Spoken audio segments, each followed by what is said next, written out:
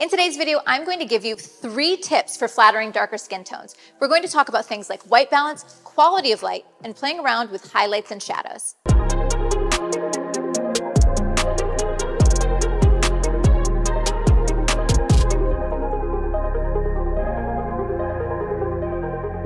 Hey everybody, Lindsay Adler here. People hire me for a variety of reasons. Sometimes it's my unique photographic style. Other times it's my understanding of lighting. But very often I have both portrait and commercial clients tell me that they've hired me because I know how to flatter skin. And I know how to flatter lots of different types of skin. Light, very, very pale skin to dark skin tones, or groups of people where there's a variety of different skin types and colors. So in today's video, what I want to do is I want to give you just a couple of tips on how to photograph and flatter darker skin tones. Now, making beautiful glowing skin tones when photographing darker skin is not just one thing. It's not just the quality of light. It's not just the position of the light. It's not just the white balance. It's actually all of those things together. So we're going to begin with taking a look at white balance. When it comes to white balance, especially if you're newer to shooting in the studio and you're very comfortable with digital photography, you may just let it go to auto white balance. And this is a huge mistake, especially with darker skin tones. When you're photographing a darker skin tone, often it's warmer, it's richer, maybe more reds to that skin tone.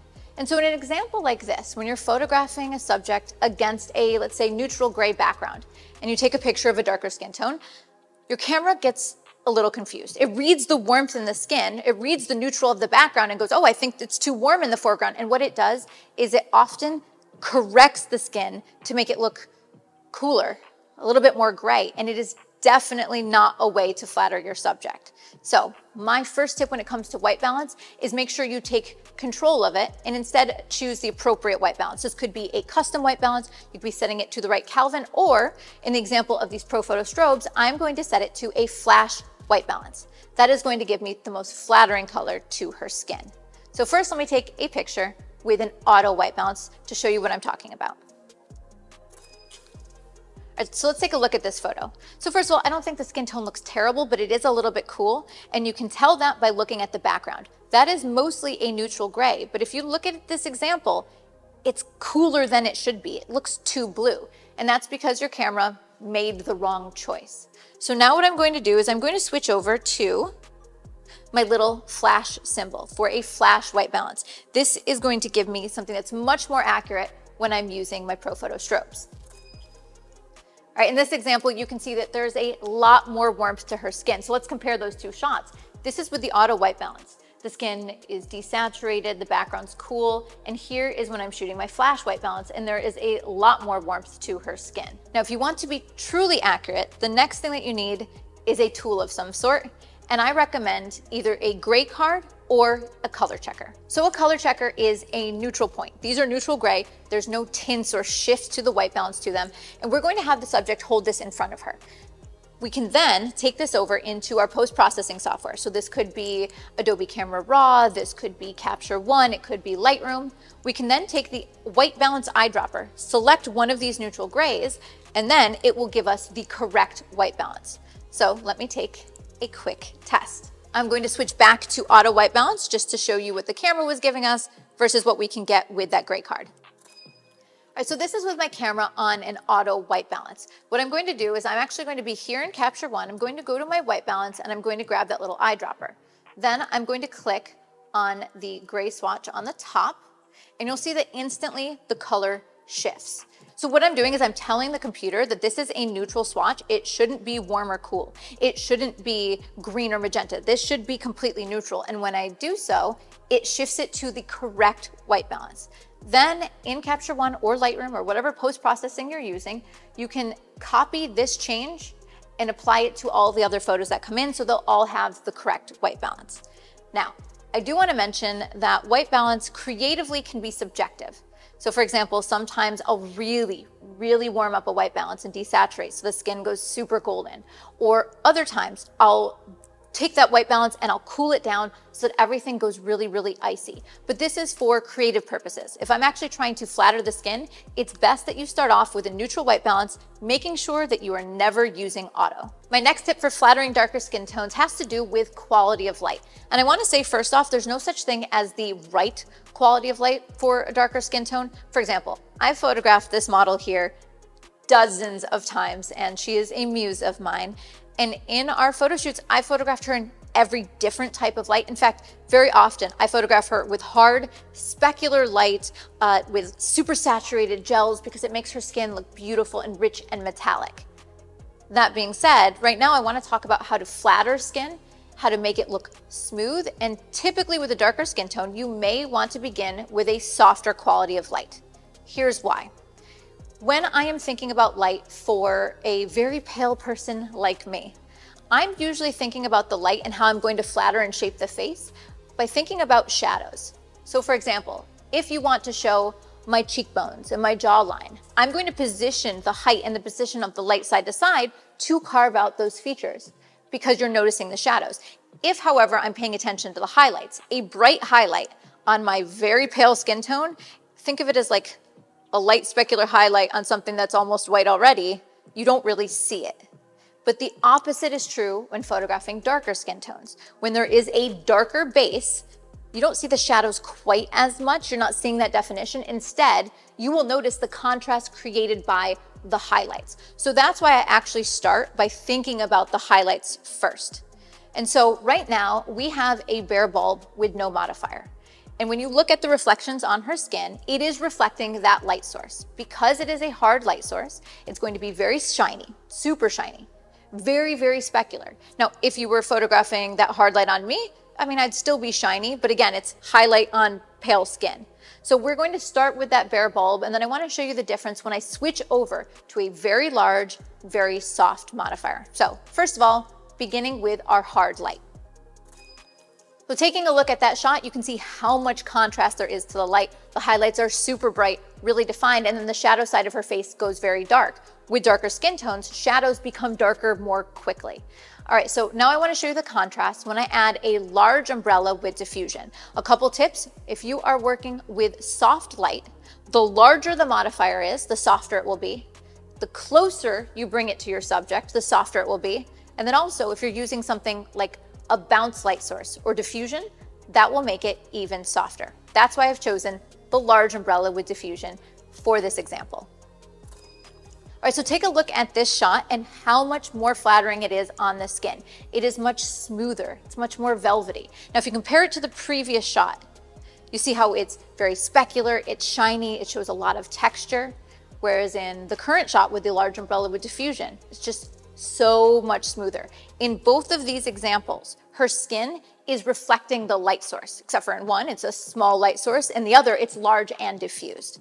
So my recommendation when it comes to quality of light, when you're photographing a darker skin tone, remember your purpose. What are you trying to show in the shot? But likely you'll want to consider those highlights and begin with a larger, softer light source. My final tip is to think about your fill light. Now, whenever I'm shooting, I have to consider the intention of the photo. Am I going for something bright and high key and dark and dramatic? And of course, that affects how I add fill to the photo. But I'm specifically talking about treating the dark shadow side of the face when photographing darker skin tones. So, for example, here, I have my main light off to the left-hand side of the frame, which means on the right-hand side of the frame, the shadows here, they go pretty dark. And in fact, in this case, I don't think it looks purposeful. When you have a shadow on a darker skin tone, it goes almost black much more quickly. So I have to decide, do I want to bring some detail back to that side of the face? Do I want to add some separation to the background? So typically what I do is I try to add more reflections. Have you ever photographed darker skin tones in the studio with studio lighting and just didn't think you had it right? Like the shadows get too dark. But as soon as you take that person outside on location, it looks a lot better. And the reason is because you have so many more surfaces bouncing light. You have maybe the light bouncing off a building and a sidewalk and a wall nearby. All of those are filling in the shadows. So you have to actually think about that and account for that in the studio. So I'm gonna take a shot here and show you just how dark and lacking detail those shadows become. As you can see on the right-hand side of the face there, the shadows just become dark. So what I'm going to do is let's begin with adding a V-flat. I'm going to take a V-flat, World V-flat, bring it in and have it act almost like a rim light because it is a large, bounced white surface. It's going to create a really beautiful, even and smooth highlight. You can instantly tell this is more flattering because the highlight is really picked up under beautiful cheekbone and jawline, whereas in the previous shot, it just fell to shadow. So this is one way that I could use a V-flat, and it's bouncing all of the light from that large umbrella back onto our subject. Steven, can you move it around to the front for me? Great.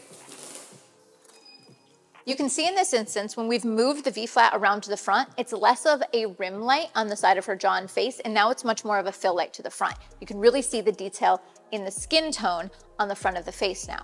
Now, of course, not everybody has the space or has purchased a V-flat, so you can do something quite similar with white or silver reflectors. I typically recommend white reflectors because this is going to be an even smoother fill light underneath the face and to the side. So we're going to swap that out for something called a triflector.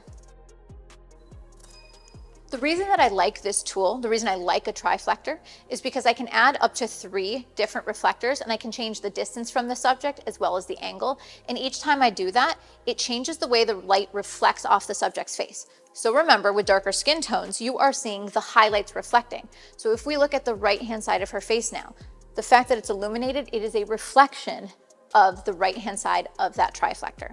So I have one underneath, which lightens up under her chin, lightens in the eyes just a little bit, and then also brings detail back to the shadow side of the face. So to put this together for my last tip, don't forget your fill light, and it can be subtle, it could be another light source, or it could be something as simple as a bounce card or a bounce white reflector. This is going to help give more dimension to your subject, and when the shadows get really dark, because they're on a darker skin tone, you're taking a more purposeful approach to bring back detail.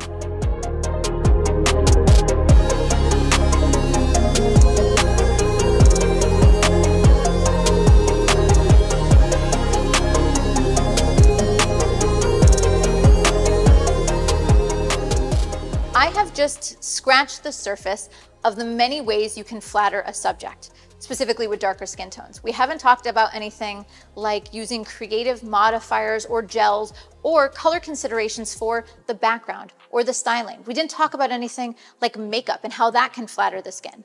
However, your job as a photographer is to understand the tools that are essential to you, including things like how you set your camera and your white balance, the quality of light, as well as the position of your light and fill light. So remember, to summarize and put this all together, for my 3 tips is remember, never use auto white balance. Get the correct white balance, whether that is setting the right preset, getting the Kelvin temperature right, or using a gray card. My next tip is to consider your quality of light. And if you're trying to flatter the skin, chances are you're going to want to begin with a large, soft, and likely diffused light source. And to get it even softer, bring it in nice and close to your subject. And then finally, don't forget your fill light. With darker skin tones, shadows go darker more quickly, so you may want to use a bounce card, a V-flat, or some other light source to bring detail back into the shadows. Now, I've used a few tools in this video, including a 3-foot octabox, a large umbrella with diffusion, a triflector, and a V-flat. So if you want to see the gear used in these images, be sure to check out the links in the description below and visit adorama.com. And of course, if you want to see more videos like these, learn more of my tips and tricks for creating fashion and beauty images or ways to flatter skin, be sure to like and subscribe. See you next time, guys.